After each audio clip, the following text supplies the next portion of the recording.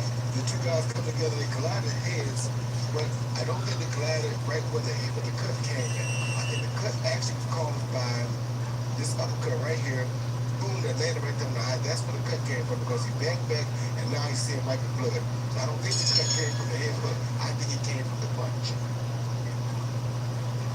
Great work, Roy. And now round three will begin. By the way, in addition to the death of his trainer and the loss to Srisaket Sorangbisa that he did not expect on a decision in Madison Square Garden, Chocolatito also went through an excruciating divorce. And divorce has been a debilitating component for quite a number of fighters in the middle of their careers. Of course it has, Jimmy. Like I said, he has so much that was going wrong with him that it was very difficult to hold it in the old with all the pressure. I mean, you lost two of the most closest people to you, or the people that you thought were closest to you. One guy, the trainer that you thought was close to you, and your wife you thought was the second closest to you. To lose both of those at one time or 1 year, it has to do something to you. And it's been all the sadnesses out here. He certainly there was as he approached and went through the pain of his second loss to Srisaket Sorangbisa. But now, in round number three, Chocolatito stepping up his work rate and trying to continue to build on what he's gotten done in the early rounds against Moises Fuentes. And of course, that cut, which is right up under the eyelid, it's a small cut for the time being, right? But that's a hard one to stop, isn't it? Very hard to stop, and hard to stop from getting into the eyeball. So it will mess up your vision. Should make it even easier for Chocolatito to land his left hook. Yep, it's bread and butter punch. But With the left uppercut, which caused the cut in the first place. Yep, tonight the straight right hand seems to be the bread and butter punch, though. Good jab.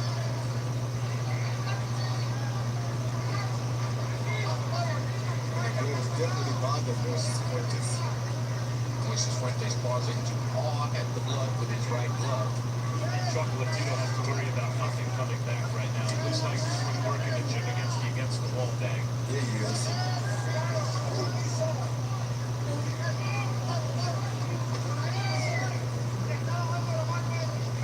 And the against the wall bag is the way you practice for an opponent against the ropes. Yep, that's exactly how you practice for it. You can step around, you can work on things, and he's not punching back. 1, 2, 3. See, he goes 1, 2, 3 again. He backs out, he comes around. But Fuentes does fight back a little bit. Yeah, a little bit, but I don't think Chocolatito is too worried about it.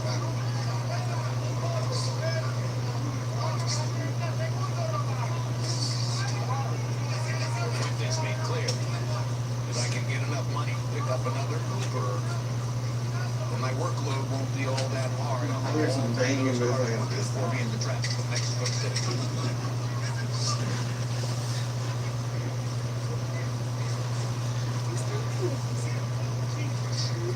Dallas, the staff and energy we've seen from a couple of years ago so far. Wednesday, tune in to my show, The Fight Game, for reaction to and analysis of tonight's Canelo Golovkin fight. Plus, don't miss a special feature about the close relationship former heavyweight champs Evander Holyfield and Riddick.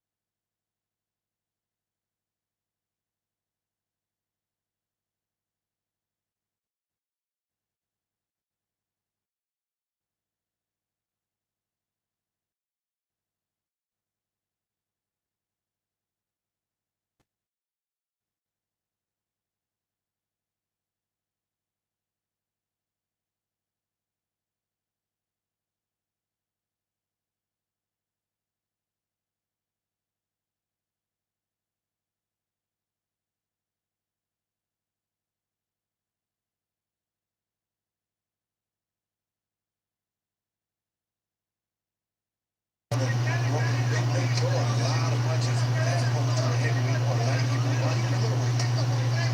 Most of their punching are use their offense and their defense.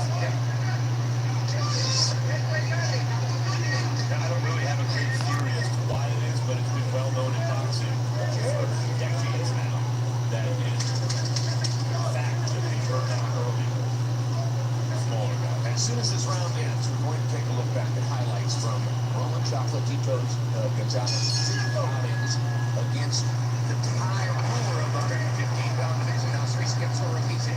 Here is the first fight, and it began as a barn burner in New York. When you see the body shot in the first round that knocked Chocolatito down, that was shocking to those of us at ringside who knew nothing about Sorokici at that time. And then in the second round, the headbutt and the cut, which was over, I said left eye in the first round, it was actually over the right eye, as you see there. And they went into the middle round, giving and taking feverishly. This was a great, great fight, by the way, guys. And at the end of the day, not an easy fight to score, but most ringsiders had it for Chocolatito. And then later in the year, Sorokici was simply too big, too strong, and too powerful for Chocolatito. Didn't seem to have anywhere near the motivation and drive at that time in his career. And Sorokici humiliatingly knocked him out in Carson Gallop. Chocolatito, he wanted to take nothing away from Sorokici. I thought Chocolatito clearly won the first fight, and we all felt, having talked to them before the fight, that it was not the same Chocolatito before he even entered the ring. He did not feel like the same guy going into the rematch. You wonder how much psychologically, emotionally, having his own taken away, took away his confidence. I think that was huge. I think, you know, the notion that he was not an undefeated fighter anymore was extremely difficult for him to deal with. And of course, while you were away, Max, Roy Jones and I talked about the emotional loss of his trainer and the difficult adjustment he's had since then, trying to find somebody with whom he can be comfortable in the corner. But CompuBox numbers now at this point in the fight find Chocolatito landing 3 times as many punches as Fuentes, throwing nearly twice as many punches, building a rhythm as he's thrown 385 punches so far, just a little bit into the 5th round. At his peak, he would throw 1,000 punches in a fight. There is a knockdown, and I don't think Fuentes has any intention or desire to get up at those points. Jim, that was a knockout. That was a shot that you catch him like that, it's a wrap. That was a one, and you see the humanity of Chocolatito as he instantly goes to the knee to show his concern for Fuentes. Replay will show you what a devastating shot this was. As Chocolatito bows to the audience and enjoys a sweet victory. Yeah. Before the knockout punch, even, guys, Chocolatito in this round looked more like himself than he had throughout the fight. It was like an avalanche of punches just constantly coming. The pressure he started ratcheting up. And usually with pressure fighters, it takes him a round or 2 to get going. Yeah, it took him a round 2. He got going, and there he started throwing so many punches. He got caught with a good body shot, followed with a hook, then the overhand right, bounced to the middle of the bone, beat Fuentes to the punch. Fuentes never saw the punch coming. Well, you were right, Roy Jones, when you said the right hand is the money punch tonight. Of course, his hook didn't have the dazzle on it that we usually see what the right hand did. So every time something to the right hand, he followed through with it. See that? He followed through that right hand. He keeps his head low, keeps his shoulder down, so he's got very good defense even after that punch if he misses. That was the positioning that allowed that punch to land. He was on the inside. He did work to get in there. He's perfectly positioned to land it. And like I said, what's most important to me is that after this shot, you see Fuentes cock back, never turn his shoulder, but you see Chocolatito's shoulders are all fully engaged in that punch. All of his weight is coming forward with that punch. That's a beautiful textbook overhand right there. Overhand right, oh yes, like Joe Chin Louis tuck type. behind the shoulder. Joe Louis type right hand, very short, right to the target. 47th win, 39th knockout of Roman Chocolatito Gonzalez's career. Let's go to Joe Martinez for the particulars. Man, you drank your stout house so much. Oh, mine tastes like nasty now. Flavorless. Round number 5, referee Robert Bird steps in, ends this contest. Your winner by TKO from Managua, Nicaragua. Chocolatito Román González.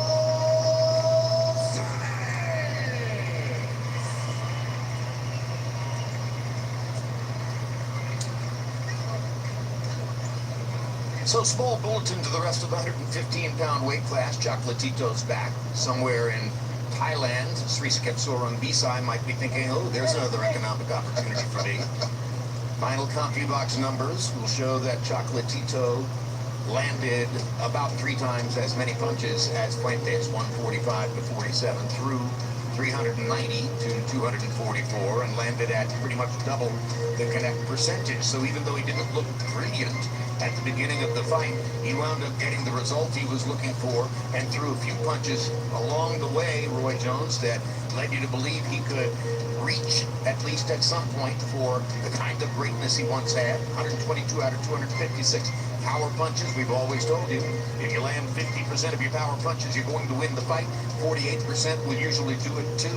And he doubled Moises Fuentes in terms of connected power shots. Good performance. Yeah, pretty good performance, Jim. Just don't see the crispiness that we used to see in that heavy fighter that we're looking for. However, he was the type of guy that took him 2 or 3 rounds to get started. Once he gets started, he's able to turn him off. Plus, for all the punch stat numbers, Jim, it was one right hand that ended that fight. 100% One punch knockout. One punch knockout. And here you see landed on Chocolatito. 35 to the head and 12 to the body. Landed by Chocolatito. 123 to the head and 22 to the body. Still to come here at the T-Mobile Arena. Next, it's a matchup between David Lemieux and Gary Spike O'Sullivan. A battle of middleweights with their hopes set not just on winning, but on soon facing one of our main event fighters. Then, check out the precocious 21-year-old Jaime Munguia. He's already one of the most exciting fighters in the 154-pound division. He'll be facing rough Canadian Brandon Cook. And then in our main event, the much-anticipated rematch of the counterpuncher going up against the class Canelo Alvarez versus Triple G, Gennady Golovkin.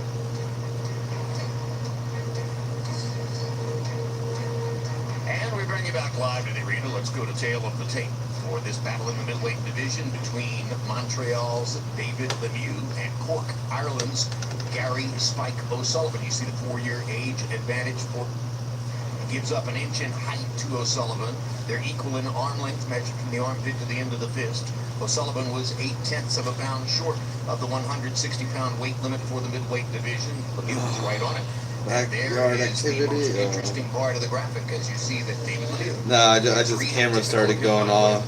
Notification. It's just the neighbors. 79 pounds, and will carry into the ring a 15-pound weight advantage against Spike O'Sullivan, and that's a red flag right there, Roy Jones, because I think if there's any fighter in boxing against whom you don't want to be giving up 15 pounds in weight, his name is David Lemieux. I agree, Jim, because the punching power is already devastating. And now, ladies and gentlemen, we are set to go 12 rounds in this WBA middleweight title eliminator, making his way first to the ring. Fighting in the blue corner, hailing from Ireland, Spike O'Sullivan.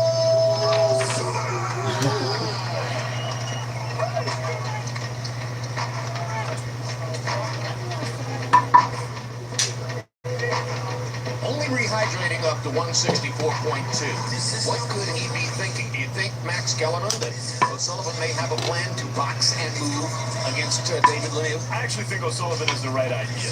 In the old days, Jim, a guy trained in his weight division till he was, let's say he moved up in weight, was challenging a guy in a bigger division.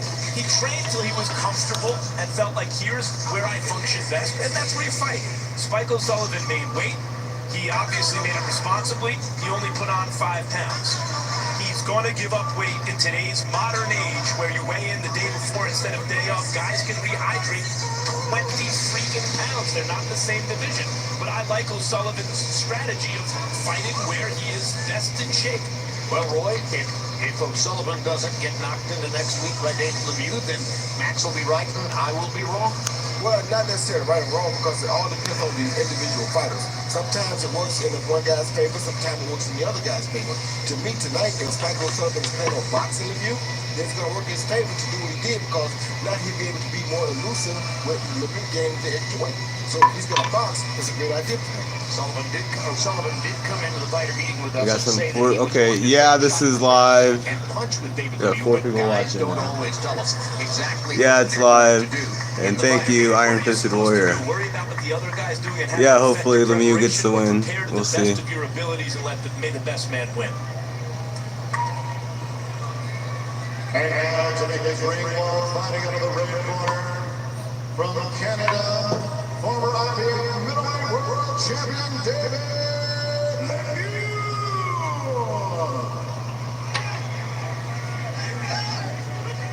Yeah, you can look. You can see the So live here chat. comes Lemieux. In 2017, he had the knockout of the year, an erasure of Curtis Stevens with a colossal electric left hook up in upstate New York. make a link to my other one. It's not the only time that he has had picturesque, remarkable knockouts. His right cross is formidable. His left hook is one of the most dynamite punches in the sport.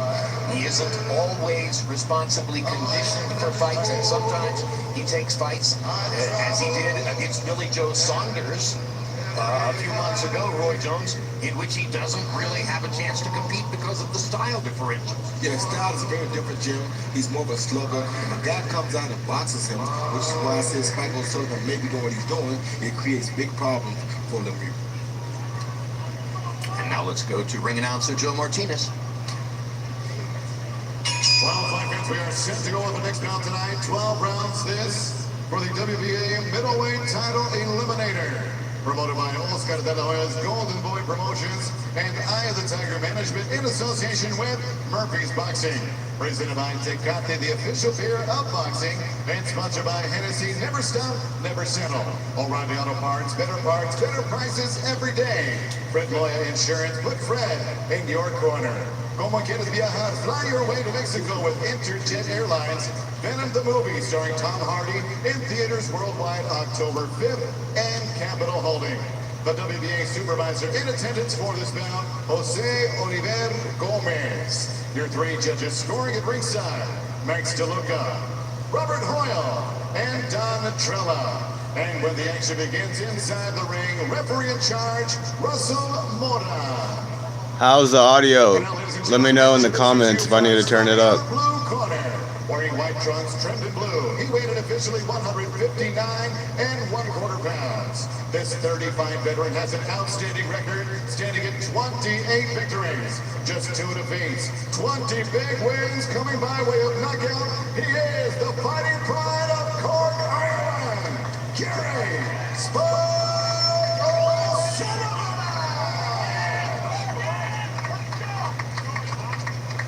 And across the ring stands his opponent, fighting out of the red corner. Wearing black, he weighed in 160 pounds even. In 43 professional fights, his record 39 victories. Alright, awesome, man. Thanks. Big wins coming by way of knockout with 4 defeats. And I will turn it up later for the main event Ladies and and gentlemen, co-main. the former IBF middleweight champion of the world, David Lemieux.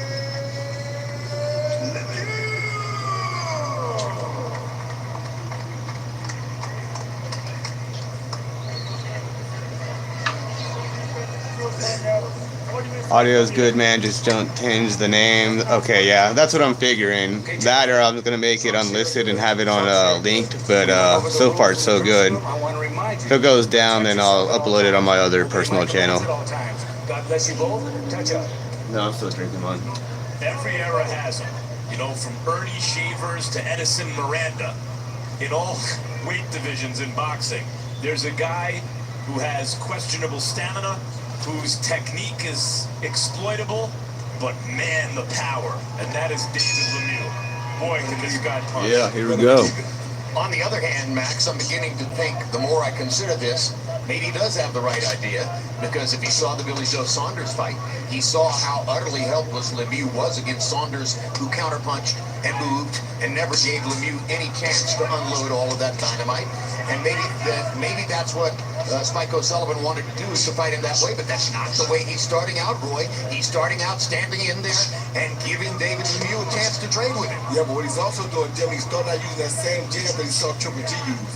Every now and then when he sees David open up a little too wide, he sneaks the jab down the pipe. So what he's trying to do is make David work, knowing that David gained the extra weight to try to wear him down. Sullivan's a tough fighter. He'll mix it up if he has to. But we saw him against Antoine Douglas, a prospect who did well early. O'Sullivan really applied superior technique and overall boxing game to wear him down and knock him out. Now, Roy, Spike O'Sullivan is trained by Packy Collins, and Packy Collins' brother Steve Collins is in the ring with him. And I think Steve has been over here to talk to you 2 or 3 times since they came into the arena. What exactly is the point that Steve is trying to make to you? Steve's just making the point that, he has a very good horse in his race. This guy's a very good fighter. This guy's capable of doing a lot of big things, and that you shouldn't overlook him. Guys, so he acknowledges you're retired and he's not trying to get you to fight him anymore. No, he still wants to fight too, so, they never not want to fight. Once they want to fight you, they want to fight you. He knows that if everything got right, it's possible you always can get what you ask for, but, that's not what he's discussing tonight. The size difference is apparent. O'Sullivan's doing some good things, but I've seen him twice respond to Lemieux's power. A hook to the body where he gestured toward his body, and a shot upstairs that reddened his face, and the look on O'Sullivan's face told me he felt the power. Max, I don't think you're going to see nobody that ever gets hit by Lemieux that won't show the look that they feel his power. Yeah, even if the weight is equal. And once again, unofficially, Lemieux outweighs him by 15 pounds in the ring, according to our unofficial HBO scale. Here's a good shot by O'Sullivan that knocks Lemieux back. But Lemieux is vulnerable to technique, as we saw against Triple G. And we saw against Saunders. Sure. But have we ever seen Triple G fight a more careful fight than against Lemieux? It's the most careful he's ever fought. And that's the kind of respect that Lemieux's power engenders. Well, then the second most... Oh, shit. That's the reason you have to be careful against David Lemieux. A left hook puts Sullivan on the canvas. And Samora is going to stop the fight. You did the right thing, Jim. That I always said as a professional, if you can get that weight advantage, take it. Round 1, right? Puncher, sometimes you can take more. And David Lemieux is more than a big puncher. Yeah, you got that prediction right, Iron Fist. We didn't have Damn, that a was chance fast. to get into it, but this was, as in our main event, a grudge match. These two guys didn't like each other. They were talking smack on the build-up to the fight. We were going to start talking about that any moment, but there was no time. And look, Lemieux said going into the fight that O'Sullivan thinks he lives in a movie, that he thinks he's Bill the Butcher from Gangs of New York, and that he was going to put it into reality. And he did it. Boy, first round knockout. And Roy, this is the first time O'Sullivan has ever been knocked down in a 31-fight career. First time you ever been hit by a light heavyweight, Jim. A cruiserweight, I should say. He got caught with a beautiful left hook, trying to throw a right hand by a cruiserweight. When you get hit by a cruiserweight and you're just a super middleweight, this is probably what's going to happen to you. I tell guys all the time, this is a happy advantage that they give you in boxing. You don't have to. Look at that beautiful left hook right on the chin. You're allowed to come in and outweigh a guy that much if you can do it the proper way. He does it the proper way, and he used it to his advantage tonight. So once again, Lemieux is back in the running for knockout of the year. He seems always to be a part of the consideration for that. He had the 2017 knockout of the year against Curtis Stevens, and this one could well Oh, be I know, yeah. the This, 2018 I think they have knockout a of the year. actually, I don't know what ref they're gonna have. Look at that. Amazing. Couldn't ask for a more perfectly placed left hook. David Lemieux is the bomb.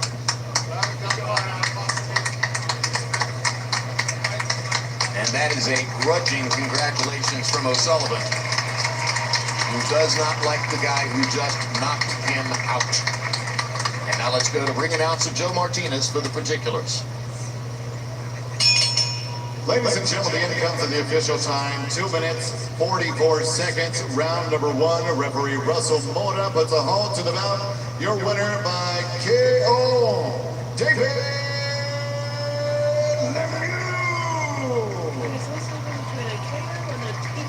The TKO is when the ref stops it. But the guy, he was out. Did he get up? No. The TKOs, and if a guy makes a count but is like wobbling, the ref's like, okay, you got it, but you still are fucked up. Or they're on the ropes and just getting beat off for on. Lemieux And then it's against like, O'Sullivan. okay, I'm gonna. O'Sullivan landing 8 out of 25. Lemieux is And a having a very good KO is when round, they're like landing sleeping or they don't 22 make it out down. of 79 at the moment at which he threw the howitzer with the left hand to eliminate O'Sullivan in the first round. Power punches, and you can see that Lemieux was 19 out of 46 for 41% with the power punches, but in his case, more than with almost any other fighter in boxing, it's not about the total numbers of power punches. It's about, did he get the one? Did he get the one that he needed? Now let's go to Max Kellerman with the winner. Good God, can you punch? David, you came in, you rehydrated up to almost 180 pounds. Was that 179? Was that intentional? Did you want to come in with a weight advantage? No, I always rehydrate to 179, 178 when I'm at my tops. I'm a heavy middleweight, but I felt great. I'm in superb shape. I always give you guys a great knockout, a great fight. So I hope you're all happy.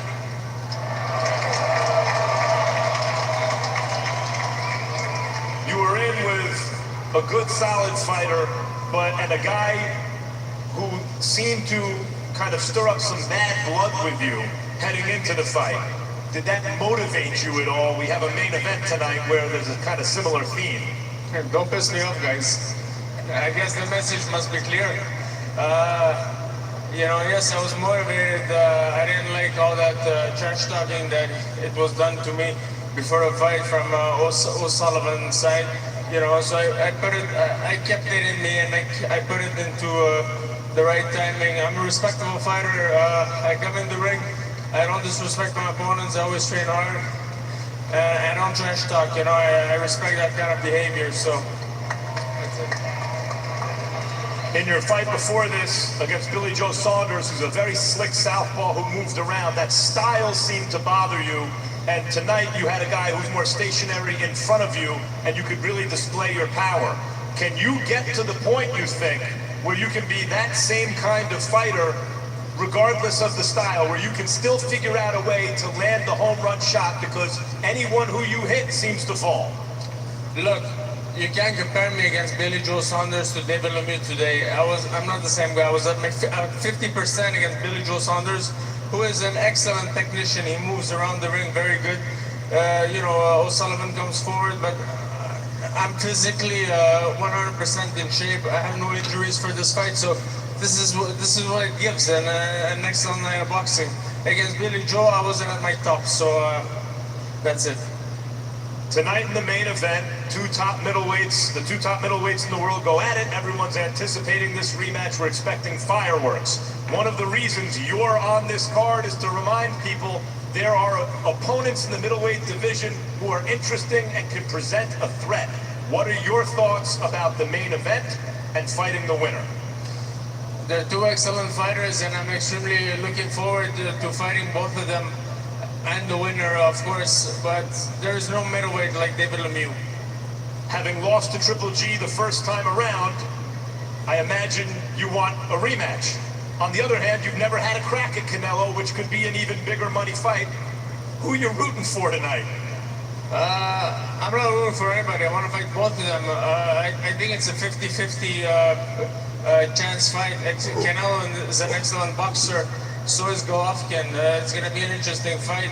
I once fought the Golovkin at his peak, and I'm becoming my peak. So maybe in the near future, Golovkin will fight Lemieux in his peak. So let's see what's happening. David, always intriguing to watch you anytime you step in the ring.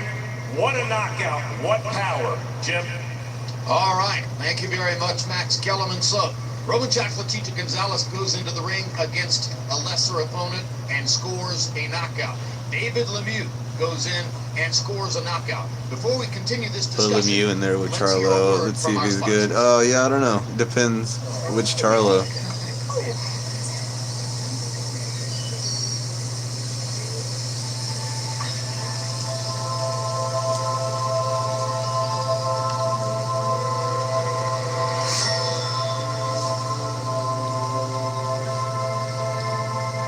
The other one, they're twins. I don't even know which one's which, to be honest with you.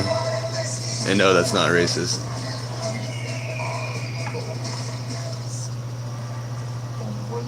I know, the freaking tongs. Yeah, I don't know. The one that's at 160, I don't know. I think it's a 50-50 fight. Because he hasn't been at 160 long, but Lemieux's a former 154, so I don't know. I think. I don't know.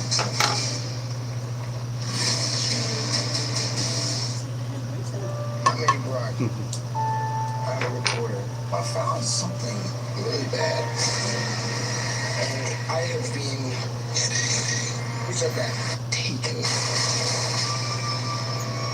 What do you want from me? You will find out. Why would we do that? We cannot just hurt people. Whatever we want. So many snacks, little time. Man and symbiote combined. This is the hard life form. Giant leaps come at a cost.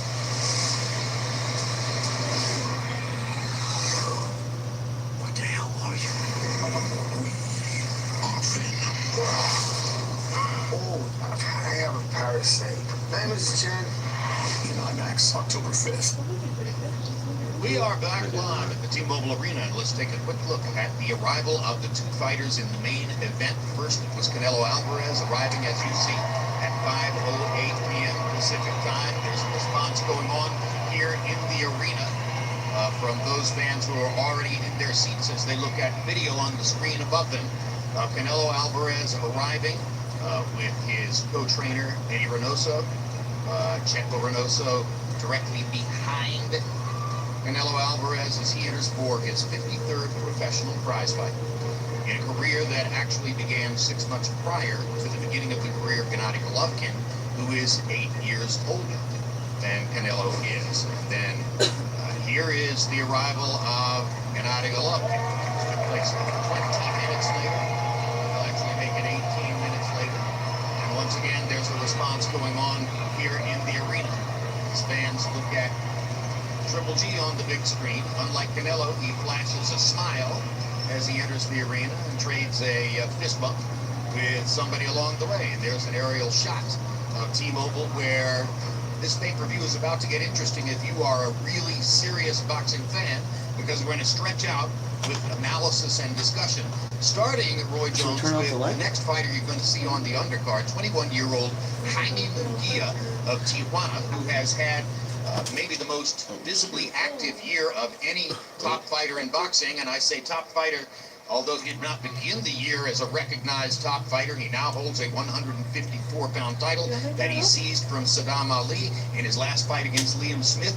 He had a very interesting display of both good and bad, and now tonight he goes in against an opponent from Canada, Brandon Cook, who seems to have been chosen for his toughness. But Munguia at 154 pounds is a fighter who projects eventually to be in that 160-pound weight class, another middleweight to go along with Lemieux and Triple G and Canelo. What do you think of Jaime Munguia so far, based on what you've seen? Well, I think he's a very fascinating character, Jim. He has a lot of upside. He already comes into the ring after he weighs in as a junior middleweight at the light heavyweight limit, sometime even the cruiserweight limit.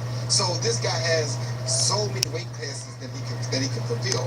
He can fight Triple G. He can fight Lemieux. He can fight anybody. Fight the light heavyweights of the world. He has unlimited potential. He's only 21 years old. He's already a world champion at 21, much like we saw people like Canelo progress. They came on the scene early.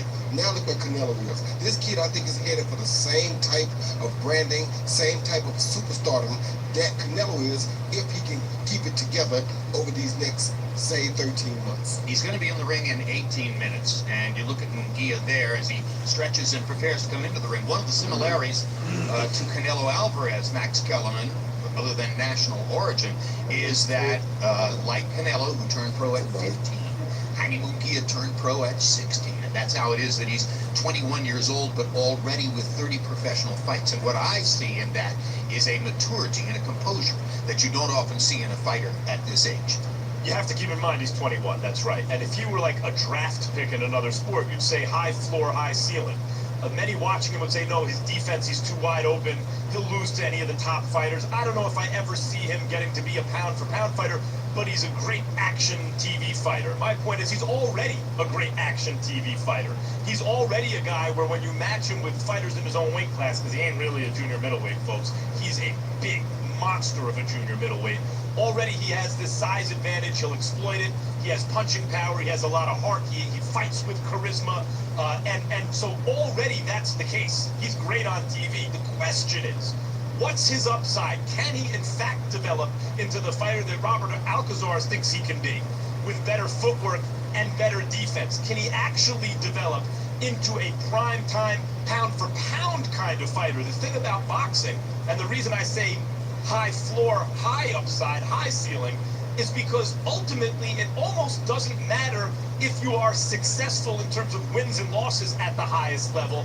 If you're the kind of attraction that can make big events, you sort of already won. And Munguia, it looks to me, has a good chance to be the kind of attraction and action fighter who can make big events against other top fighters. And in a moment, we're going to show the audience some of the content from a feature piece that we put together for. I've never seen this Cook guy on my show, The Fight or heard Game, of the guy that you're talking about. racetrack in Southern California. Yeah, I'm sure you will Just get to run through real identify quick. One thing that Max Kellerman talked about. He I mentioned mean, the Robert size Alcazar. difference alone in the Robert weigh was Alcazar is crazy. the former trainer of Oscar De La Hoya. He was De La Hoya's trainer through much of his professional career and at the end of his amateur career. And he's been away from professional boxing for quite some time. But he's been installed by Golden Boy as the trainer for Munguia. And this is obviously an effort to take a trainer with a previous world-class background and replace Munguia's father with somebody who might be able to take him to a higher level and smooth out those rough edges that both Roy Jones and Max Kellerman have told you about. That'll be part of the narrative as Munguia's career continues. Exactly what kind of a job can Alcazar do with him? And as the fight progresses, we might talk about some of the technical elements that you already see in Munguia's game that are the direct product of being trained by Robert Alcazar. But first, let's take a look at some of the content from the Fight Game feature on Jaime Munguia. When the fight with Saddam Ali was set up, did you know at the weigh-in that you were too big and too strong and too good for Saddam Ali? Pues yo sabía que era un peleador más grande, con más pegada, mucho más fuerte, pero lo único que yo le veía a Saddam Ali era que era muy escurridizo, era muy difícil para agarrarlo, pero pues gracias a Dios pudimos agarrarlo desde el primero. Down goes Ali on a left hook by Munguia. You hurt him. Solo que pensé las cosas, pude haberlo terminado desde el primer round, pero traté de ser más cuidadoso. Sabía que en esto puede cambiar pues toda la noche, entonces traté de hacerlo más lento y creo que me funcionó bien. That's got to be the end of the fight, and referee Gary Rosado waves his arms emphatically. He's a name fighter now. So then came the opportunity to fight Liam Smith. He landed several counter right hands early in the fight. Smith is exposing Munguia's defense. Did you realize that you were overreaching and creating opportunities for him? Sí, claro que me empecé a aventar, empecé a abrir mucho de golpes. Creo que esa fue una de las cosas más malas que hicimos, desesperarnos. Jaime Munguia is beginning to find his footing after early difficulties. Left hook knocks Smith down. Ahora estoy tratando de corregir, que no vuelva a pasarme eso en una pelea. Back live at ringside, Roy Jones. You train and manage and promote young fighters. You watch their development very closely and intensely. How good was what he did against Ali, and how bad was what we saw in the early going against Smith? No, what he did against Ali was really, really good, mainly because of the weight, the size advantage he had. Ali was in at a very big deficit on weight, Munguia is a big puncher, and he showed what a big puncher does when he fights a smaller guy. However, when he came back and fought Liam Smith, he didn't have the respect for Liam Smith that he had for Ali, meaning that he thought he could walk through Liam Smith. He knew Liam Smith wasn't elusive, which he thought Ali was going to be very elusive for him, so he thought he was going to work behind Ali. He knew he didn't have to work behind Liam Smith. He just had to deal with the power, which for him, Liam Smith is not a big puncher because Liam Smith is a junior middleweight. He came in as a light heavyweight.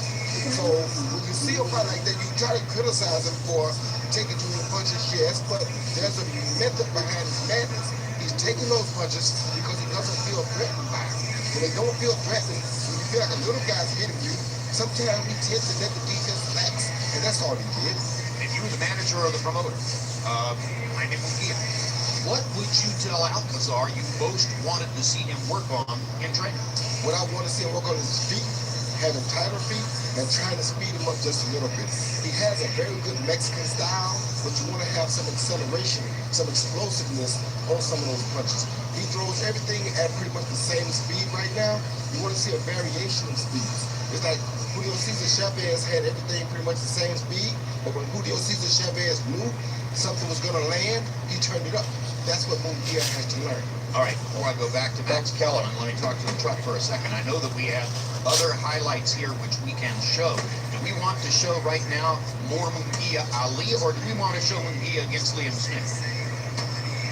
Okay, so we'll start with the title opportunity that he got in May. It was May 12, 1 week after Gennady Golovkin's appearance against Vanes Podorosi in May 5. And this is what he did against Saddam Ali. And Saddam Ali's really a welterweight fighting a junior middle, and Munguia's really a middleweight fighting a junior middle. There really is a huge size difference. And throughout boxing history, guys, when you have a big puncher who's raw defensively, and this goes from Rocky Graziano to Jeff Lacey, the way you build them is against good fighters against whom they have a size advantage. Because when their defense is exploited, and hopefully they're learning from the experience, they're not being hit by a guy their own size. Meantime, their power, which is already extraordinary, is amplified by the weight disparity. So he's been matched against smaller guys so far. Smartly, keep in mind, he's 21 years old. What I want to say right here, too, Jim, is in this last left hook that we see him land against Saddam Ali, here's what you see his boxing. Boom, he steps around to the left. No way Ali could have hit him after that punch had he even missed the shot. That shows you that the kid is technically very sound. All right, so in the weeks following that, there was a lot of hoopla, a lot of discussion about how good he can be, and he came back very fast against Liam Smith in Las Vegas on July 21. Let's take a look back at what happened against Smith. And in the early going, Roy, he was embarrassed by Smith's counterpunching, and particularly his ability to target straight right hands. Yeah, because he didn't expect that Smith would come out and go at him like Smith did. Smith has a big heart. Smith didn't come out to lay down. Smith was trying to win. Smith just wasn't as powerful as we thought he would be or wanted to see him be. And then his people, like Max said, they knew that Liam Smith didn't have the power to become a threat to Munguia. And hopefully it therefore becomes a learning experience, because you can go back and use this as a blueprint of the things he has to work on without exposing him to the danger of an actual loss. Smith's a little naturally bigger guy than Saddam Ali, better whiskers, gave him more rounds, but doesn't have the same kind of explosive offense as Saddam Ali. So at this stage in a guy's career who has upside like Munguia, you must select the opponents carefully, and so far they have. And one more element of Jaime Munguia, we did not see the extended part of the feature piece that aired on Fight Game, but toward the end, I talked to him about the notion that boxing is losing young audience to MMA, and the question of whether he, as a 21-year-old star, felt as though he could help to reverse that tide and bring young fans back to boxing. And he said, yes, I can. Yes, I will. I want a global audience. Is it too early for him to have that kind of ambition? No, and I don't think that MMA has taken young audience away from boxing. I think MMA has exposed the young audience that boxing has failed to capture in recent years to combat sports. And fighters like Munguia, with the inclination, instead of thinking, well, MMA has taken the audience away, the mentality is, oh, a whole new generation of fans is now interested in combat sports. Well, if you like guys fighting, maybe you'll like boxing. Let me show you what I can do. And Munguia is just the kind of guy to get people interested because all of his fights will be exciting from bell to bell. He'll be in the ring in about 8 minutes. Meanwhile, I know that while we were dealing with other business here, you went to Canelo Alvarez's dressing room and have already spoken with him. What was the atmosphere in his dressing room? What did it tell you? I gotta tell you, when we met with him yesterday, he was so calm. Then he flips out at the weigh-in, but they're back to being calm again. There are so many questions heading into this fight, and to me, there are no clear answers. And the greatest thing about boxing is ding, round one. Yeah, and then he got called up and like ran up like he was They in don't have a floor for something. No one's going to be moving the ball this way or that way. Yeah, he's all They're pissed going to off. be He like swallowed a pill trying too. to impose their wills on each other, and It was so I thought you were funny. talking about like whether for the Canelo's first really time. cool and calm. No, the way live went in, it was so funny. Someone commented that like Triple G was cool, calm and collected. Canelo was popping pills and falling out of chairs. There are even more questions in the last hour than there were an hour ago, and there were plenty then. Let's take a look at your conversation with him just moments ago. Canelo, when we spoke to you yesterday, you were as calm as could be in your room, ignoring all the insults from the other side, cool about it. 2 hours later, at the weigh-in, you're flipping out. What happened? Es ahí cuando los tengo enfrente, no dije ni una sola palabra, solamente accioné, creo que es una reacción de mi parte y es lo mismo que voy a hacer esta noche. Creo que siempre las palabras salen sobrando, los hechos hablan más que las palabras. It's just a matter of fact that I had him there in front of me. I didn't say a word, but I had to act. And as a matter of fact, words don't mean anything. When you make the effort, when you put the effort, your actions show what you mean. And so that's what happened tonight. That's how I'll talk tonight. That's what you were telling us yesterday. But then given the fact that you did behave that way, even though you're saying their words don't affect your game plan, you also told us you were training for a knockout from the beginning. How do you square those things? How do you reconcile those ideas? No, como lo dije, tengo estas ganas de bloquearlo, este coraje hacia ellos, lo voy a utilizar inteligentemente, pero por inercia está ahí el coraje, ¿no? Y se va a ver en la pelea, y creo que estamos a unas horas de verlo. As I said, I'm going to look for the knockout, and basically I have that anger within me, and I have that inertia of that anger, and we're just a few hours away from seeing it. Isn't that dangerous against a dangerous puncher, an aggressive fighter like Triple G, who would like to lure you into that kind of fight? Así es. El boxeo es de riesgos, hay que tomar riesgos para tener una diferencia en la pelea, y es lo que voy a hacer, voy a tomar riesgos para lograrlo. Boxing is about taking risks and making a difference, and that's what makes a difference. And I'm going to take those risks because I want to obtain what I really want. And that's why we can't wait for the opening bell. Thank you, champ. All right, Roy Jones, the first thing Max talked to him about was what happened at the weigh-in yesterday. The whole country is talking about what happened at the weigh-in yesterday. So before you comment on it, let's take another look at what happened yesterday at the weigh-in. Canelo Alvarez entering onto the stage. Gennady Golovkin already there and waiting. That's the very typical Golovkin grin. Golovkin weighing in at 159.6. Canelo weighing in at 159.2 to 159.4. Very little difference between them. And then the sudden confrontation.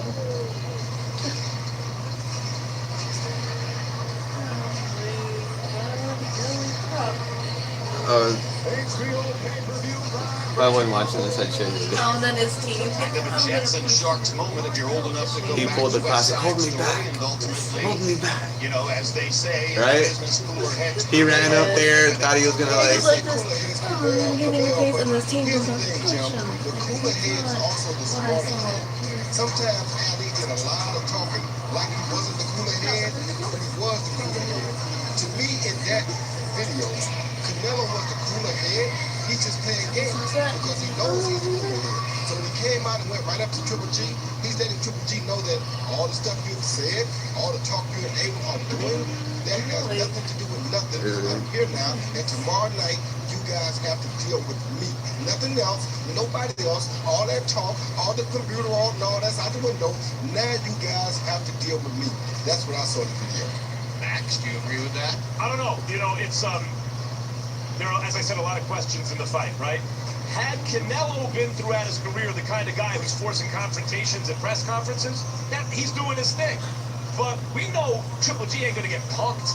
There's no punk in Triple G. They just fought 12, hellacious rounds a year ago. Does Canelo think he's gonna take his heart? I don't think so. So since Canelo has never behaved that way, and he knows Triple G is the same way all the time, why behave that way unless you're betraying some kind of insecurity? But Roy may be right. Roy has been through this process many, many times. I have not. It's just another question in a fight where the questions are piled on questions. We're coming off one of the fights of the year last year in one of those rare pay-per-view extravaganzas that delivered on its promise. And tonight, if anything, I think there's more promise for this fight. All right, a popular question on the web is there a physical difference between Canelo this year and Canelo 364 days ago? So the picture on the left is Canelo Alvarez September 15, 2017, and the picture on the right is Canelo Alvarez September 14, 2018. You can look at those two bodies. Personally, I don't see a big difference. Roy, you see any difference? Well, the only difference I see is the guy on the left, who they say was whatever they say he was doing, is a little bit brighter, and he looks a little bit more angry or serious than he does on the right side. I mean, yeah, maybe clenbuterol is a sunblocker or something because he needs a tan on the left. But guys, look, those two are identical. It's the same guy. The question is, in clenbuterol, the issue is it's a masking agent. Maybe he's juicing with other stuff, right? Like, that's the idea. Those two guys, left and right, had the same physique. You know a difference when you see it. If anything, if you're forced to choose, hey, this guy was juicing in one picture, which one do you think it was? You'd say the one from yesterday. If anything, he looks a little beefier, but it's the same physique, same cuts, same everything. Last question in this particular segment. Jaime Munguia is about to enter the ring. Both Canelo and Golovkin have television monitors in their dressing rooms. Is it too early for them to be interested in getting a glimpse at the 21-year-old Mexican fighter? No, it is not. And to tell you more about that, Jim, Canelo told you that tonight will mark the second half of his career, meaning that he's already seeing people like Munguia as being the next Triple G big-time payday for him down the line. So I can guarantee you he is definitely paying attention to what Jaime Munguia does tonight. You agree with that, Max? Yes. I found it really interesting, exactly what Roy said, when Canelo said, because I asked him yesterday, is that, when you survey the landscape, is this going to be the biggest fight of your career while you're in your prime? Floyd, he fought in who's a bigger name fighter than anyone, but it was pre-prime, and he's had other big fights like that. But this rematch, the intrigue, the build-up, the first fight, and the way Canelo put it is it's a pivotal moment in his career, because in his view, it marks the beginning of the second half. In other words, whatever happened is the first half of his career till now, and now comes the second chapter, or the second half. And I agree with him. After tonight, and it depends on what happens, does he get knocked out? Is he humiliated? Does he score the incredible knockout against Triple G? Is it another closely contested fight that results in a third fight? We don't know, but we do know that it begins the second part of Canelo Alvarez's career. And there's a whole other discussion relative to the timetable for Gennady Golovkin and where exactly he is in his career, and it is not seen as being the same thing. Meanwhile, let's get ready for Jaime Munguia and Brandon Cook. We take a look at the tail of the tape of this fight that takes place in the 154-pound junior middleweight weight class. You see the 11-year age advantage, if advantage it is, for young Munguia. He's 3 inches taller. Their arm lengths measure out equally from the armpit to the end of the fist. Munguia 0.8 of a pound heavier on the scale at exactly the 154-pound limit. As Roy Jones suggests, technically he enters the ring as a cruiserweight at 175.5, while Cook enters the ring as a light heavyweight at 168.6. You saw what a weight advantage can mean in the last fight, in which David Lemieux anesthetized Spike O'Sullivan.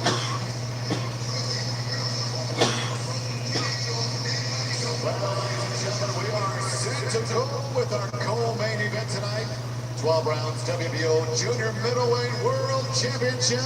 Making his way to the ring first, the challenger from Ajax, Ontario, So the Canada. fight will start earlier than normal. Well, I guess that one ended by knockout. That's why. There was two that were knockout. There were? Oh, that's right. That's right.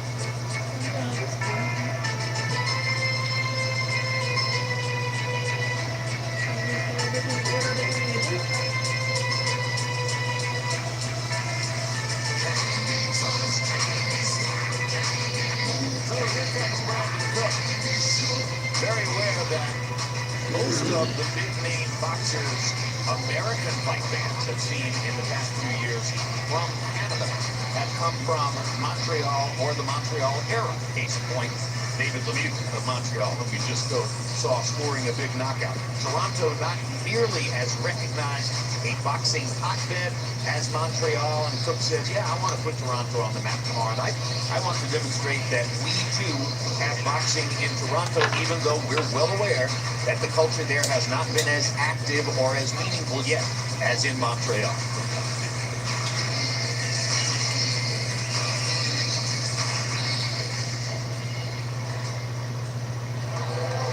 And his opponent fighting into the red corner, presentando el invicto de Tijuana, Baja California, México, Jaime Munguía.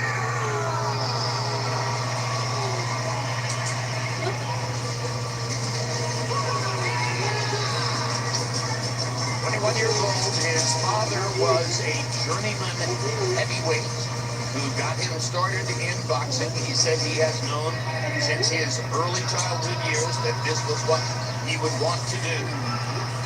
As we mentioned, turned pro at 16. He wanted to go to the Olympics, but the timetable for being an amateur member of the Mexican Olympic team did not jive with his age group. He figured it was not the right thing for him to do. It was better for him to go ahead and turn professional, and he did.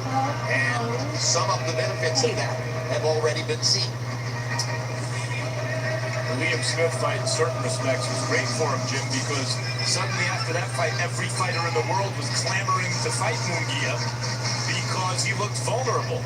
Also, it's understandable if they slow down the pace of the kind of world-class fighters he's fighting, because he did look vulnerable and he is so young, even though he holds a belt. And tonight, I think, is the manifestation of, or the outcome of the way he looked the last time out. This is his 5th fight this year, and he wants to fight one more time before the year is over. And that kind of activity is regarded as a very good idea for a developing fighter like Munguia. Let's go to Joe Martinez for the official introductions. Right now, ladies and gentlemen, from T-Mobile Arena, Las Vegas, Nevada, we are set to go our co-main event of the evening. 12 rounds is scheduled for the WBO Junior Middleweight Championship of the World. Promoted by Oscar De La Hoya's Golden Boy Promotions and Sanford Promotions, and presented by Tecate, the official beer of boxing. Sponsored by Hennessy, never stop, never settle. O'Reilly Auto Parts, better prices every day. Fred Loya Insurance, put Fred in your corner. And Venom the movie, starring Tom Hardy, in theaters worldwide October 5th. And Como Quieres Viajar, fly your way to Mexico with Interjet Airlines and Capital Holdings. Sanctioned by the WBO supervisor inside the ring, Paco Barcastel. Your 3 judges scoring this bout at ringside: Bert Clements, Julie Letterman, and John McKay.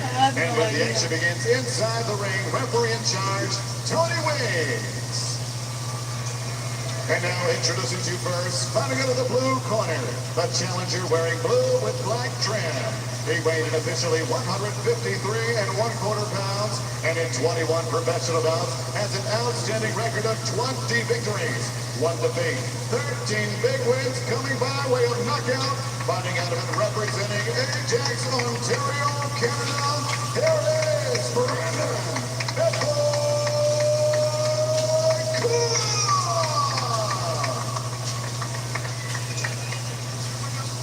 And across the ring stands his opponent, fighting out of the red corner, wearing the colors of Mexico, green, white, and red. He weighed in officially 154 pounds even, and as a young professional, holds a record of 30 victories, no defeats, 25 big wins coming by way of knockout. Ladies and gentlemen, presenting the reigning, defending, undefeated WBO Junior Middleweight Champion of the World, de Tijuana, Baja California, Mexico. Here is Your second one.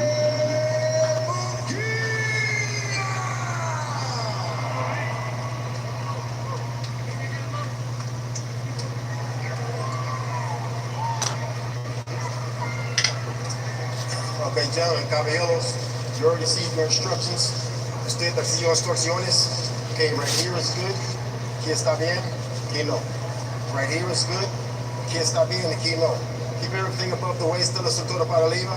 I want a good, clean fight. Ya quiero una pelea limpia. Obey my commands at all times, above all, protect yourself at all times. Escúchame, cuídate. Ready? Listos? Let's go. The middleweight title fight everyone's waiting for in the main event tonight between the two biggest names in 160 pounds. And in the aftermath of this fight, and maybe the next one, if they have another one, they're going to be looking for opponents with whom to make an enormous event. And Munguia, Jaime Munguia, is seen as a potential opponent against whom you can make an enormous event. Can he leave people buzzing after tonight? Pressure for the young man fighting here in Las Vegas, where the Nevada State Athletic Commission earlier this year began helping to build his name unintentionally by ruling him out as a potential opponent for Gennady Golovkin on May 5. There was talk of putting him in with Golovkin when Golovkin was looking for someone else to fight after the fight with Canelo fell through on May 5. And the Nevada State Athletic Commission said, no, you can't possibly put him in against Golovkin. We won't sanction that bout. He's too inexperienced. And by the way, Roy Jones, you and I agreed on the air that that was the right thing to do, particularly because he's never yet weighed in as a middleweight. Yeah, it was the right thing to do because he hasn't weighed in as a middleweight. We saw what happened when Canelo went in against Floyd too early. He got taught a boxing lesson. But if it hadn't happened later, 4 years later in his career, it could have been a really competitive fight. However, Munguia is one of those guys who already is way ahead of, I think, where Canelo was at that time. But he didn't need that big fight at that early or that point of his career. But you know what it shows, as it showed with Canelo, who took the Floyd fight, Munguia wanting to fight Triple G, is these guys have the attitude that they're not scared. The fighter themselves, whatever the promoter or the manager says, the fighter wants to fight everyone and anyone, and that's a very good sign. To the body that is a little bit below the belt line. Tony Weeks immediately moves in and says, keep him up, but the punch did damage, and that's what Munguia was looking for. Brandon Cook swinging over the top with the right hand. He's a little bit like Munguia in the sense that he'll swing wild from time to time. He's trying to fight responsibly, hands high, elbows tucked, weight on the back foot at times, trying to stay away from Munguia's power. Now there was the targeted left hook to the body, and you know, as much attention as is paid to the big landing punches upstairs, Roy, I think his left hook to the body is his most impressive weapon. One of his most dangerous weapons he has, Jeff, because he's big and he pounds to the body when he throws. So he doesn't throw nothing lightly. He doesn't tap to the body. He bangs to the body. And that's what you want to see out of a guy who comes in the ring as a cruiserweight. Yeah, I think Cook is also being smart at times, trying to drive Munguia back and get inside. But the belief, the reason he's in there with Munguia is the belief is that at some point when Munguia hits him, he's going to go. And he just hit him with a right hand, and he's caught him with a couple of clean body shots in this round. And Cook already looks as though he's trying to find geography, places where he can get away in the ring. As Munguia lands one to the back of the head.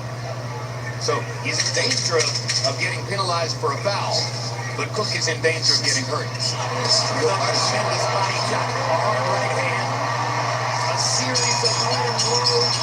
Cook makes it out of the round. Okay?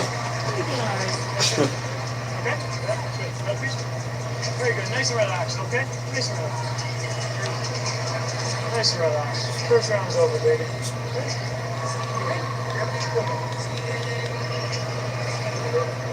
Yeah, he did. So next time I want you to take some time if he gives it to you, okay? Take some water. I need you to use your jab more, okay? He's dangerous if he can get you on the ropes. You gotta stay off the ropes, okay? Okay, use the jab and the feints from the outside, okay? Watch. Okay. Use that jab on the outside to set up the punches. Use the feints. When you get in close, go to the body. Keep that other hand. You see Munguia coming in with their attack. Man, with a beautiful straight right hand. Doesn't get better than that, Jim. And I gotta say, Cook showed an awesome chin there because he took some really big shots from a cruiserweight in 10-ounce rival gloves. Round 2 begins. Calm instructions, carefully delivered by Michael Gayet in the corner of Brandon Cook. Total landed in the first round, you see 21 for Munguia and 6 for Cook. So let's see if Cook can get relaxed and generate a little bit more offense to try to keep Munguia occupied. That's part of the challenge. There he goes, firing to the body. Cook believes in the power in his right hand. Thinks if he hits anyone with it, he can get him to go. And he's not afraid to fight, Max. That's why he started boxing, because good uppercut. Uppercut by Munguia backs Cook off. The issue is if you don't have a deep amateur background, in exchanges, the guy with a better muscle memory tends to land his shots, and with Munguia, that can spell the end of the night immediately. Well, Cook is showing a really good chin here. He's taking some really big shots already, and he's not had any bad reactions yet. How much longer, if you mean before the main event? I think this is the last fight before the main event. Of getting penalized for rabbit punches here because Cook is turning his head or ducking sometimes and presenting the back of the skull to Munguia at moments when Munguia has already started the arc of the punch. So he has to be careful not to foul him, even as he bats him around the ring as he's doing right now. And you see Munguia showing much more responsibility as a defender tonight than he did in the fight against Liam Smith. So he's showing you that he's progressing with every fight. He hasn't given up any big shots yet. He's very small in his body attack. He's doing some really good boxing tonight, showing much improvement from the last time we saw him. Although Smith a better technical fighter. Yeah, Smith a better technical fighter, Max, but he still can do the same foolishness that he was doing. He could do that against this kid. This kid may be a bigger puncher. He's not doing that. I mean, the story of this fight so far, and by the way, Cook just missed a right hand. That might have been trouble. Munguia is the left hook to the body, the right hand from distance upstairs. Yeah, I agree, especially the left hook to the body. He throws that punch with resounding power. I gotta tell you, I don't like how quick you're in Munguia's camp. You're not gonna like how close that Cook right hand is. Right hand he keeps throwing on the inside, and it just missed twice. Well, yeah, but the thing about it, Max, that's what I'm saying. His defense is a little bit better tonight because we saw Liam Smith landing that. He would have clocked him. Yes. And part of that, I'm sure, is you know who you're in with. You know who can crack it, who you can afford to take some shots from. Stop. Munguia up after the left hook to the body. That's a pretty good idea. See, Munguia poke a body shot with a break there, something that a real veteran has to know how to do. A normal young guy don't know how to do that, but Munguia just did it. Shows you that he's very, very experienced. Cook's going to have to find a way to dodge that right hand. Yeah, it's impressive because Munguia's landing at some distance. Another body shot. Oh, another one. I'm surprised he's still standing up. Some chin in the early going. Oh, he got that. Cook to end the round.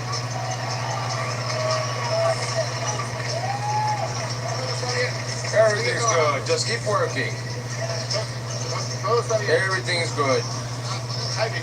Yep, he sure is, Pete. Jabs first, Jaime. Jabs first. And your distance, and your range.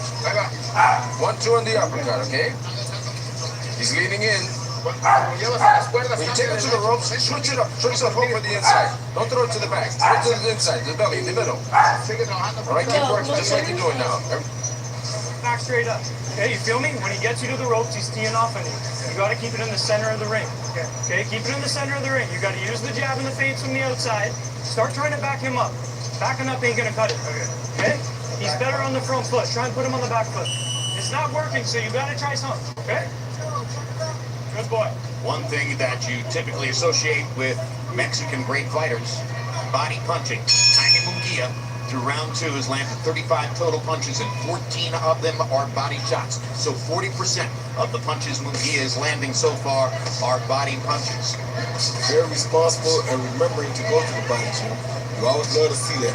Those aren't like little inside shots. These are wide, like George Foreman type of body shots. Sure. He's really cracking them with the hook to the body. There's the danger of the rabbit punch again.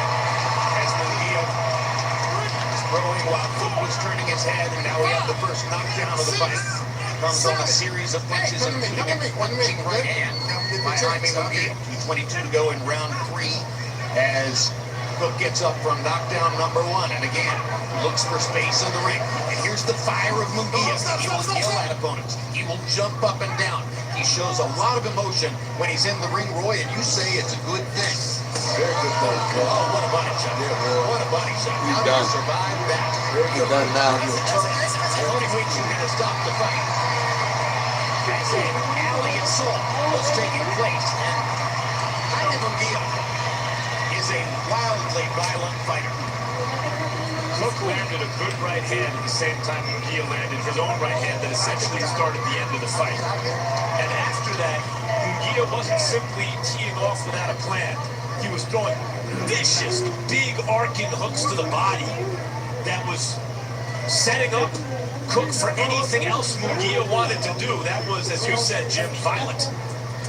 He is as graphically violent a fighter as I've seen in the sport in quite a while. I agree with you, Jim. And being so big, having such a big size display on these guys makes a whole lot of difference too. Because this guy, Brandon Cook, was taking a lot of punishment. A guy his size would not have got reminded of that punishment. Well, ladies and gentlemen, that was our last preliminary fight, and Munguia has scored a 3rd round knockout, and we've got an hour and 20 minutes to go before the main event. What?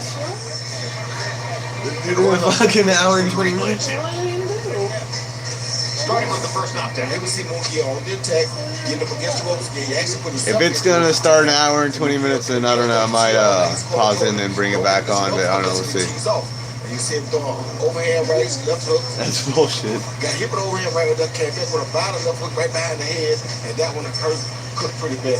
Hit him again on the while he was down, but he didn't mean to. He just was already, the momentum, I think, was already going that direction. Secondly, he came with a left hook right there, a good straight right hand. That body shot really caused a second knockdown. I know he got hit with a headshot afterwards, but that body shot was really the end of all of that second action. Well, I'm not even sure it was a knockdown. I don't know that he ever went down. I think Tony Weeks just had to step in and rescue him. Yeah, he did. From the continuous violent assault of Jaime Munguia. And Brandon Cook showed a big heart because he refused to go down after being hit by all those thunderous shots. So Munguia gets another knockout win. That is knockout number 26 among his 31 consecutive victories. And let's hear the particulars from Joe Martinez. No, Lemieux Sullivan already happened. It is on this stream. I don't know if you can rewind it. I'm not gonna say what happened. 30 seconds. Round number 3. Referee Tony Weeks stops is bound for your winner by TKO. He's still the undefeated WBO Junior Middleweight Champion of the World, de Tijuana, Baja California, Mexico, Jaime Munguia.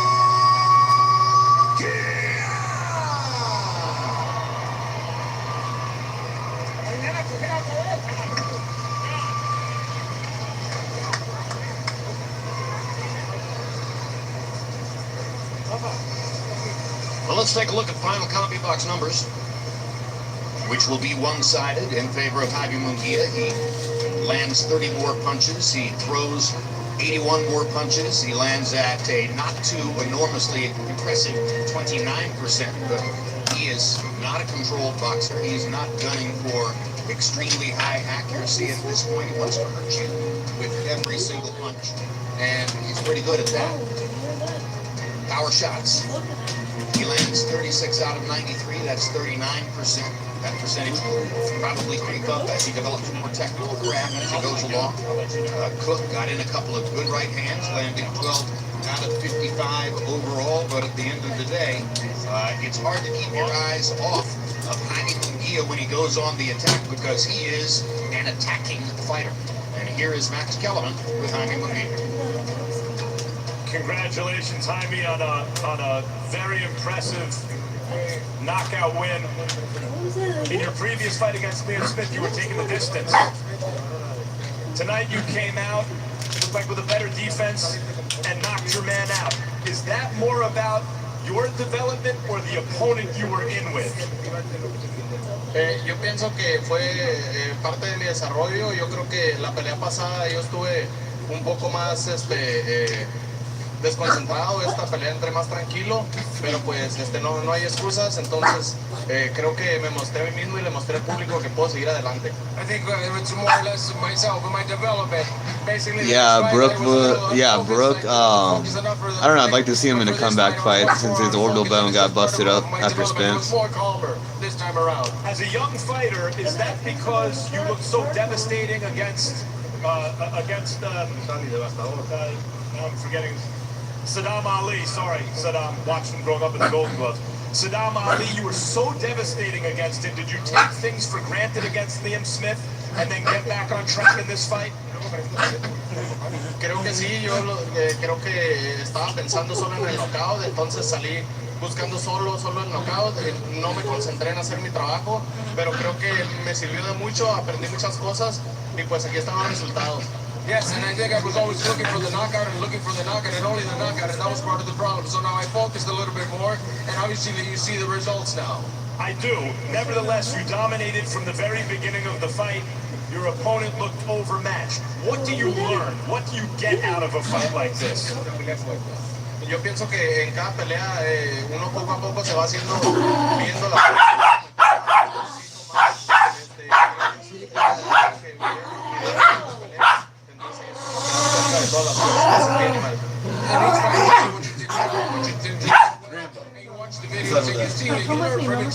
and that you bring that in, you implement it for the next one. Not long ago, you wanted to fight Gennady Golovkin, and good thing you had people around you who said, wait a minute, you're still developing. Now you have a belt, you've been on HBO 3 times, you're very young and exciting, and you scored a knockout tonight. Triple G is fighting Canelo in the Call out that bitch Canelo. And part of the idea of you and been making weight like fucking 5 years, 10 years. to expose the audience to potential challengers to the top middleweights. How far away do you think you are from challenging the likes of Triple G or Canelo? Creo que yo estoy en un proceso, estoy aprendiendo muchas cosas, tengo 21 años, soy joven, pero claro que si me lo proponen yo aceptaría la pelea. It's a process, I'm learning lots of things, I'm still young, I'm 21, but obviously if it comes on the table again, I'll take the fight. What do you think Robert Alcazar would say about that? No, pues está muy emocionado, creo que hemos aprendido muchas cosas, creo que diría que sí y seguiremos adelante. He would be very excited, we've learned lots of things, obviously I think he would be very excited, and we'll keep on moving forward. As the fighter, you've shown a willingness to get in there with anyone, with Triple G before anyone knew who you were. What does it feel like to have your promoter, your manager, your trainer say, wait a minute, slow down, you're still developing, when you already want to fight the best?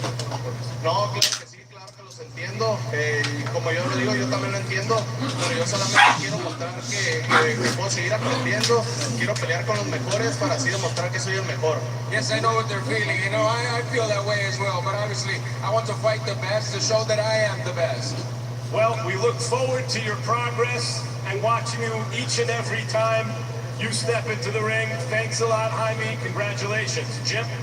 Thank you very much, Max. Here's the good news. We stressed at the beginning of the pay-per-view that it's our overwhelming desire to get the main event, Canelo Alvarez and Gennady Golovkin, into the ring by 8 p.m. Pacific, 11 p.m. Eastern Time. We should have no difficulty doing that. If you like looking at us on camera, get ready.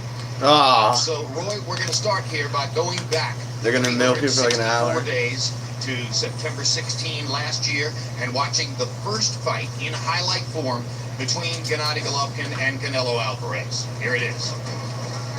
And when I say you must obey, good luck, touch him up in us for that. Take us through what you see, Roy. Right away we saw Canelo being the aggressor on the counter punches. Anytime Triple G came at him, he was already prepared to throw 2 or 3 counters like that. He was already prepared to make Triple G back up some, which is something that we're not used to seeing Triple G do. That's why he got the advantage early. He was going to the body, and he just kind of stalked Triple G, something that he knew Triple G wasn't ready for. Max Kellerman has joined us now. Max, your thoughts? Well, look, in the first fight, Triple G had his whole legacy on the line. Because it's one thing to be the ducked guy. It's another thing to be the guy who finally gets in there. Okay, let's see what you got. Had he lost or been knocked out, especially against Canelo, that would have, in the minds of many, meant that he'd been overweight the whole time. There's tremendous pressure on Triple G to fight a more careful fight than he normally does. That gave Canelo actually fewer counter-punching opportunities when he went to the ropes, and so we had a less explosive fight, as good as it was, than we might get tonight. Yeah, it's looking like we might have to wait an hour. I don't know. I might have to pause it, cut it, and then bring it back. Counterpuncher to be first, to box in circles, and Canelo did that early in the rounds, particularly in the first three and the last three. I've looked at this action dozens of times, and here is my increasing, overwhelming impression. Both of them are monster punchers, and both of them have nearly incredible chins. You hit the nail on the head just then. The chins that those two displayed in that first fight. I mean, they were connecting on the button with huge power shots, and no one went down. Now, there's the Adelaide Bird scorecard, which was the source of such enormous controversy. You can dismiss that scorecard. It bears no relation to reality whatsoever. Neither fighter won anything like 10 rounds in the fight. And so you just throw that out the window. It was a blight on the sport and remains so going into this rematch. Here's Dave Moretti's scorecard, which was the closest card to what media and fans believe to have been the case in the fight. Particularly the part where you see Golovkin winning 7 straight rounds in the middle of the fight, losing the first 2, losing the last 3. A lot of people agreed with that view. Ultimately, most people thought Golovkin had won the fight, and Moretti. Yeah, I'm thinking I'm gonna cut it and then bring it back in an hour. Why are they waiting an hour? Because like 3 of the fights ended by KO very early. The Little Chocolate, Lemieux, and the last one, the Coke one. Including Canelo winning the last 3 rounds. The curiosity is Canelo winning the. But if I do cut it, subscribe and hit the notification. That way, when I do upload it, you'll be emailed. I have said many times, even Adelaide Bird gave the 7th round to Gennady Golovkin. So that's what caused the controversy following the draw, although in a general sense, a draw may not have been all that bad a decision. Roy Jones, I think you think it was a very good decision. Yeah, I thought it was a great decision because truthfully on the cards, I thought Golovkin did win the fight by maybe 1 round. I thought he won round 7. I don't remember if Canelo won the first 3 or if he won the first 2. I thought he won the first 3. I know he won the last 3. So he may have won the first 2. Triple G will knock out Canelo down in the 8th and stop him in the 11th. I hope so. The reason I'm glad it was a draw was because if Canelo can win the first 2 and the last 3, that means he can dominate at will. He's the guy that's coming up in weight. With him coming up in weight, he was supposed to get overpowered and almost ran out of the ring. That did not happen. He made Triple G change his whole fight card. He made Triple G become the stalking guy, but who was a boxer first, and Canelo became the power puncher. So because he changed that, made Triple G change his fight game, I was happy that we got a draw, because here's how I feel. In fights like that, like with Pacquiao and what's the guy Pacquiao fought Marquez, they fought like 4 or 5 times. We never got a winner until the last fight. All the other stuff. Yeah, but everybody knew Marquez won all those fights. Until that last fight. Except for one was a draw, the first one. All right. And Max Kellerman, you've been extremely articulate for the entire past year on the scoring of the first fight, and you've reduced it to a science, really, in your mind, as how you see it. It wasn't a particularly hard fight to score. That doesn't mean there weren't close rounds. But in this sense, Canelo won 2 of the first 3, maybe all 3. Canelo won 2 of the last 3, maybe all 3. Triple G won everything in the middle. Okay? You're gonna re-upload on the same channel in about an hour? Yes, I will. Like I said, if you're already subscribed, then you hit that little bell notification, and that way you'll get an email as soon as it goes live. That way you don't miss it. I mean, if not, then you can just stick around. But yeah, I'm gonna cut it. The fighter that generates the most money and is best for business seems to almost always get the benefit of the doubt. Well, you could have had a draw, and then lo and behold, it winds up a draw for the money fighter. The problem is, or I'm gonna just cut the sound. I don't know. Actually, no, I'm gonna cut it. I'll be back. You also can't get the 7th round for Canelo. So it's not that I have a